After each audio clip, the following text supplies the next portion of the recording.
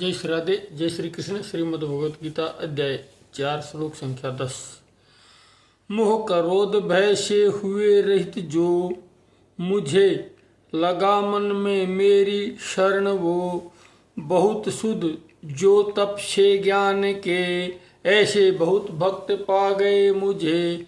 पहले भी जिनके राग भय क्रोध सर्वथा नष्ट हो गए थे, और जो मुझ में अनन्य प्रेम पूर्वक स्थिर रहते थे, ऐसे मेरे आश्रित रहने वाले बहुत से भक्त उपयुक्त ज्ञान रूप तप से पवित्र होकर मेरे स्वरूप को प्राप्त कर चुके हैं।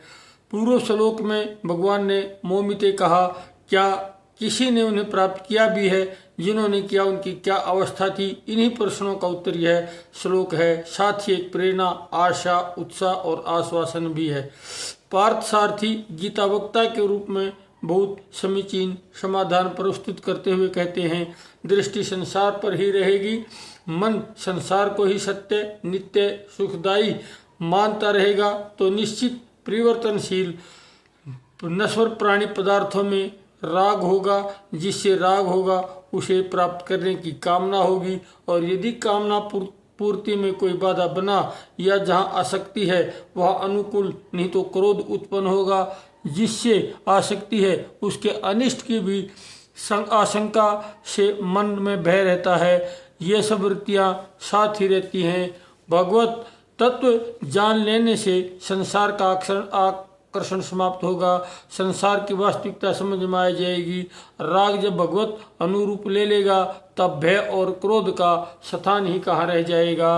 वास्तविकता की समझ में नहीं, भगवान की दिव्यता को तत्व से जानना नहीं या जानने का प्रयास तक नहीं किया, तभी तक कठिनाई है। संसार का आकर्षण तभी जीव को उसके अपने माया जाल में उलझाए रहता है। संसार से ही संबंध, संसार का ही आश्रय, वही सब कुछ, उसमें आगे और कुछ नहीं आता मन में। लेकिन एक स्वाभाविक सी भगवत की मधुर छत्र छाया में जीवन का आनंद रहता है। आश्रय तो किसी न किसी का जीवन में रहेगा, बस यही विवेक को जगा लो, सच्चाई को समझ लो।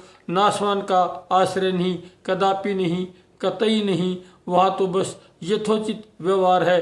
श्री भगवान के इस भाव को, उनकी स्नेहशील आत्मीयता, अपनेपन के प्रक्षेप में देखो। उनके बन जाएं, उनके आश्रय में उन्हीं की भाव तल्लीनता, ऐसा संभव है। बस दृष्टि संसार में रहे उसकी ओर मोड़ लो, आंखों पर चश्मा उनकी भाव दृष्टि का पहन लो। ईश्वर में भाव में